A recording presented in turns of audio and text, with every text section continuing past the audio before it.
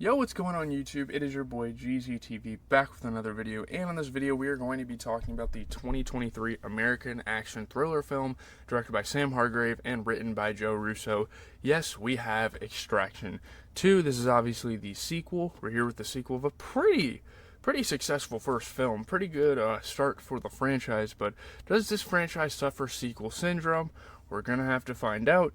We're going to get through the premise, the good, the bad, the okay. I don't really have much to say. There's not a whole lot of background on this since I already watched the first film. We kind of are introduced to Tyler Rake in the first film. So let's just get it on with. So, first we got to start with the premise. Obviously, this story starts right off where the events of the first movie, are, where Rake he barely survived his mission in Dhaka. He got shot in the neck and he's in the hospital and he's trying to recover from this battle. So he decides to retire because of this event, and he retreats to an Austrian cabin to kind of recuperate himself, kind of get some rest, recover, all that stuff. But then a man by the name of Alcott, played by amazing actor Idris Elba, I wish we would have, honestly, I'm not going to put this in any good, bad, okay, but I wish we would have seen a little bit more of Idris Elba's character in this movie, and hopefully for the third movie he gets some more screen time. But, he offers up a job that, Rake just couldn't resist. He must rescue his ex-sister-in-law, Ketavan, and her children, Sandro and Nina, I think, from her father, notorious Georgian gangster Zurab. I think his name's Zurab. So yeah, it's him and his brother, and they're pretty much the most prominent gangsters in Georgia, the country, obviously. So Rake must fight off Davit Radiani, who was a drug dealer that had them locked up, and now that he let his family free, now that Rake let the family of Zurab's free, David comes after him. And, the rest of his, he's going after the rest of his men. Obviously, there's henchmen, and so Rake needs to save this family from being killed because he kind of felt like that was inevitably going to happen if he didn't save them. It's a similar premise to the first movie, but with more characters to save. So that's certainly an interesting aspect of this film. So let's get into the good, the bad, the okay. We're gonna give it a rating. So, starting off with the good, there's very good action sequences in this film, even better than the first movie. They get a little more creative with it. You're in a gym, and this guy gets squished with the leg press machine. I thought that was awesome. Even him catching his arm on fire and putting it out by repeatedly punching the shit out of someone, that was so cool. It really adds to the hype and the aura around this character. And yes, I said aura. I know you guys are going to kill me in the comments. The environmental action is great here. It makes for fun sequences. And also, unlike the first film, something that this movie improved on, the villain is actually a character whose menace you can invest in. He's more involved in the combat. He's more of a villain compared to the first movie. Because the first movie, he had everyone fight his battles, even children fight for him. And this guy, he's actually fighting Chris Hemsworth's character. I think that is so dope. Yeah, he's a pretty good villain. Not the most memorable one, not the most perfect, but compared to the first film, they do well with the antagonist here, and even, Zurab being the antagonist at the beginning of the film before getting killed by Rake. They once again do well with Chris Hemsworth's character, genuinely caring and building relationships with the people he's saving. I think that's great. I think that, builds a good dynamic. There's some uniqueness for this Rake character that, again, like I said in my first review, not a lot of action characters kind of carry that, sympathy that he does.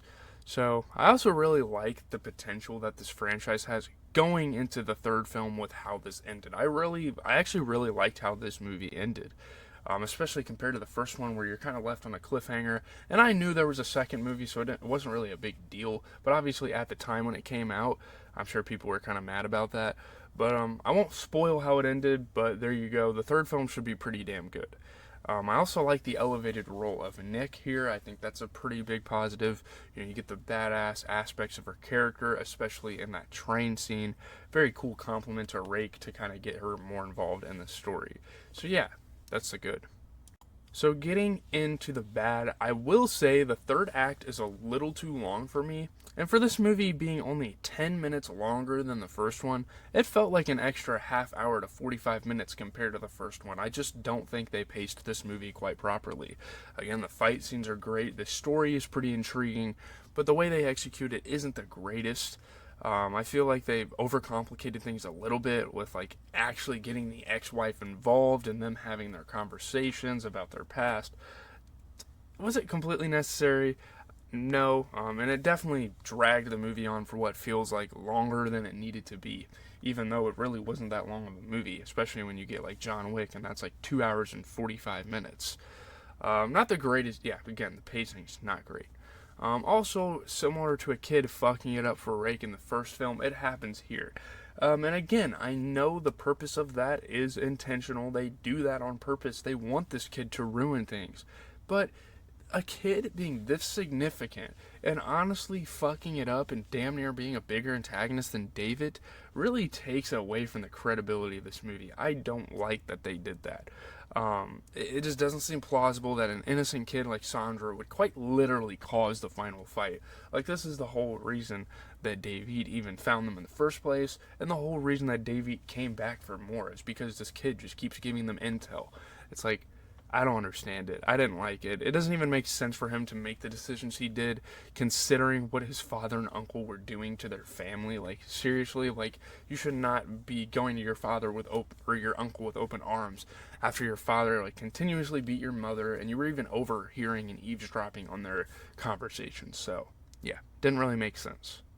That leaves us with the okay. And here's another character death that I didn't really care for, which is Taz.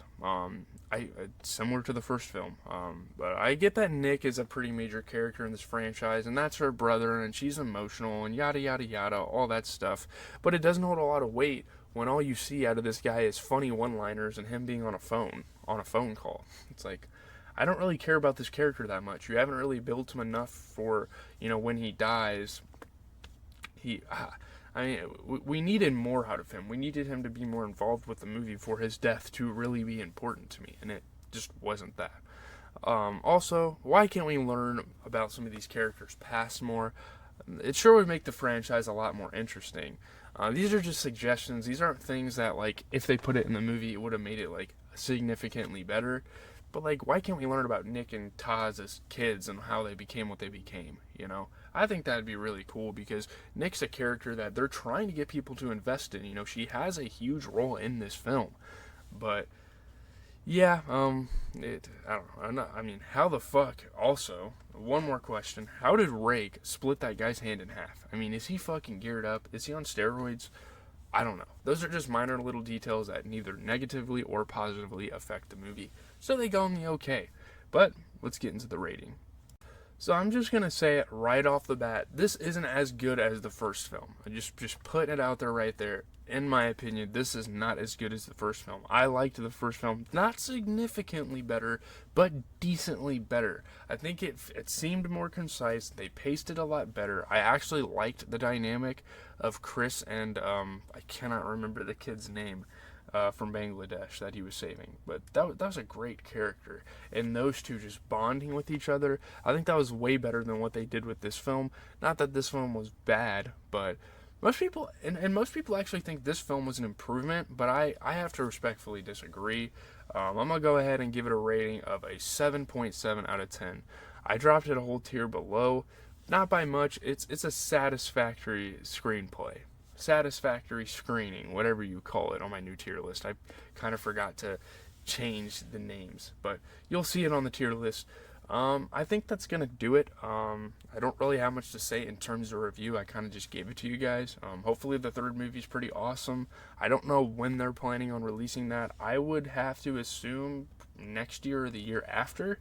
But I don't think they've even announced anything for when this is coming out. I know they've dropped slight little teasers that the movie is in existence and in production, but that'll be super exciting. Let me know what you guys think of this movie. Tomorrow we're going to be reviewing Planes, Trains, and Automobiles. Kind of, I know it's abrupt. We're kind of shifting into the comedy territory, but we'll continue to watch like new movies over the weekends and stuff too. So, This weekend we're going to watch the animated Teenage Mutant Ninja Turtles movie, so that'll be a lot of fun. I actually kind of liked some of the live-action Teenage Mutant Ninja Turtle movies when I was younger, so that'll be a fun experience. But hopefully you guys have a good rest of your day. We're going to have sports talks throughout the week. We're going to have movie reviews, video game stuff. Let me know.